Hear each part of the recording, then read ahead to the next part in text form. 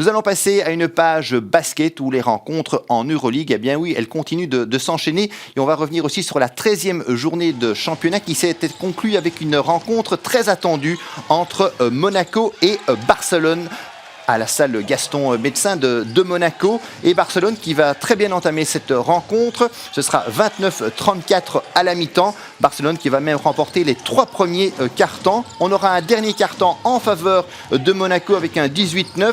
Monaco toujours emmené par l'inévitable Mike James, auteur de 16 points. Mais au final, ce sera insuffisant que pour résorber le retard face à cette équipe de Barcelone qui va s'imposer 63-69 avec Nikola Mirotic, auteur de 15 points.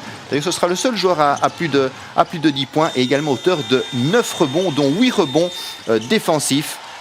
Belle prestation et importante victoire pour l'équipe de Barcelone avec son maillot clair. Et vous voyez ici ce point spectaculaire. On rappellera aussi que pour le compte donc de cette 13e journée, le leader Fenerbahçe s'était incliné du côté de l'Olympiakos. À peine le temps de clôturer la 13e journée de compétition que la 14e avait déjà débuté et nous avons proposé sur nos antennes un match entre l'Asvel et l'Olympiakos. L'Olympiakos qui avait donc battu le leader Fenerbahçe. L'Asvel qui était également dans une bonne dynamique avec des victoires pour rappel à Barcelone et contre le Partizan lors des journées précédentes. Et on va assister vraiment à une rencontre spectaculaire avec l'Olympiakos qui va très bien débuter, 31-14 à la mi-temps, 16 points de retard donc pour l'Asvel, 50-61 avant le dernier quart-temps, mais finalement dans le dernier quart-temps, l'Asvel va se révéler avec un 27-14 et renverser la situation pour s'imposer 77-75, victoire spectaculaire pour l'Asvel, la 3e consécutive, la 6e de la saison, de quoi se repositionner un petit peu au classement, même si on est encore un petit peu en marge du top 8. 5e défaite en revanche pour l'Olympiakos. Vraiment une rencontre qui va se décider dans les derniers instants, comme souvent. C'est le cas ici en Euroleague, dans les rencontres que nous vous proposons. C'est vrai que ces dernières semaines, le spectacle était vraiment omniprésent en Euroleague. Et ici, ce panier magistral pour offrir la victoire à l'Asvel. Retino Bassoane, bien évidemment, présent dans les rangs de l'Asvel, auteur de 2 points et de 1 rebond.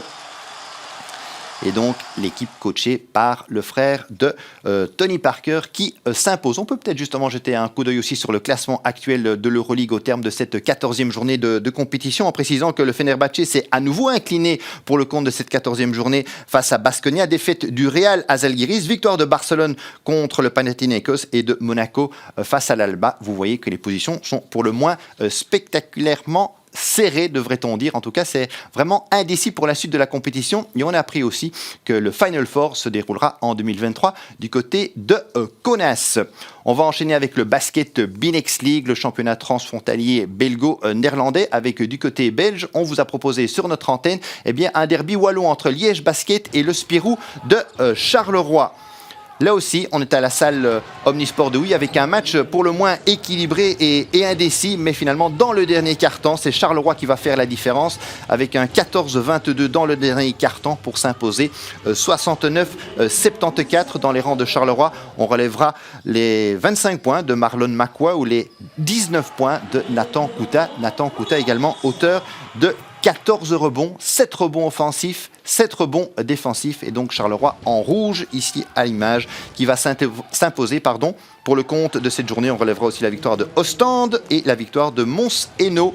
Si bien qu'au classement, actuellement, c'est Ostende qui est en tête avec 16 points, tout comme Malines, 16 points, le Spirou, 16 points. Liège, en revanche, est actuellement avant-dernier, mais une importante victoire du Spirou de Charleroi dans cette rencontre, dans ce derby wallon.